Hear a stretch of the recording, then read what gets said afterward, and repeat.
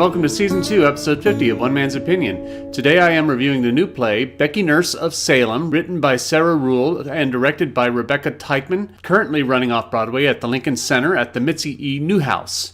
First off, just so we're clear before going forward, that it is Becky first name, Nurse last name, not Becky, comma, Nurse of Salem. The titular Becky Nurse, played by Dierdre O'Connell, is a tour guide for a somewhat kitschy tourist trap museum in Salem, Massachusetts.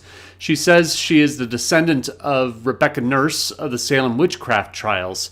Becky is a bit unreliable as a narrator, as she is also an opioid addict, which probably attributes to her being fired from her position as a tour guide.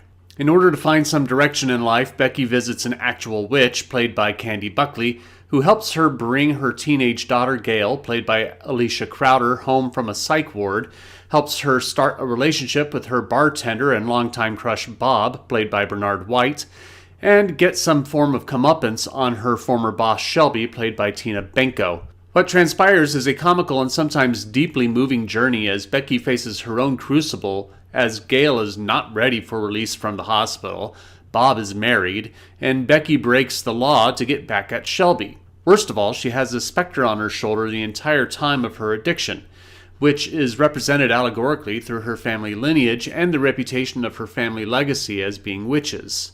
Much of the story is a bit fantastical. Becky should not be taken as a reliable narrator, as I said, with half of what she says being suspect, especially in the first act. As much as Becky believes it, The Crucible is not about Arthur Miller wanting to have sex with Marilyn Monroe, though there is a subtextual narrative impetus drawn from it, admitted by Miller in the article I quote at the top of this episode. But no, The Crucible is about the Red Scare and McCarthyism. There are a few moments in the play where Becky is adamant something is factual, even though everybody else knows differently. Whether she's speaking the truth or not, who knows? That's all part of the truth of the story, in that she is very confident, but her confidence is dependent upon a narcotic. So what we take as fact is entirely dependent upon how much we want to trust her. Regardless, this is all part of the fun of Becky Nurse of Salem, wondering what fantastic thing will come out of Becky's mouth next, or what her sense of desperation will cause her to do next. What I like most, though, is Ruhl's ability to mix humor with the very human tragedy of the opioid crisis in our country. There's a truth represented here about our tendency to culturally and socially condemn drug addicts, when the truth is, especially in the case of the opioid crisis, condemnation needs to fall on the country's healthcare system that allowed opioid abuse to become widespread in the first place, especially that most opioid addicts are so because of prescription pain pills. According to the National Institute of Drug Abuse, which is part of the National Institutes of Health, of those who began abusing opioids in the 2000s, 75% of them reported their first opioid came from a prescription. Becky has to go on a genuine hero's journey in this piece and fight her monsters along the way. She's definitely an unconventional hero, but she is one nonetheless. O'Connell is brilliant as Becky Nurse. Her expression of humor, desperation, love, and fear hangs on the precipice throughout, but balances it with precision. The rest of the cast isn't bad. White is really good as Bob, and there is a charming chemistry between him and O'Connell.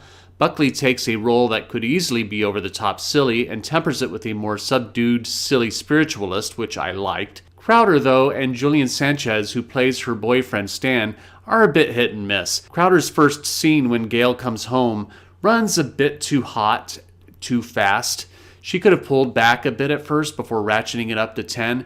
She starts at an angry 7 instead of a dubious and cautious 5. It's not that she and Sanchez are bad. I think they might just be a little green for the material. Looking at their bios, their experience as professional actors is minimal, particularly for the stage. So maybe they just need to find that little bit of balance to make their performance really kind of pop the way it needs to. Maybe after a few more weeks, they'll get into a groove with the roles. There is some solid design work in Becky Nurse of Salem. Riccardo Hernandez's scenic design is minimal and efficient, which I liked. And throughout the play, there's an ominous specter of a Puritan woman suspended over the upstage wall.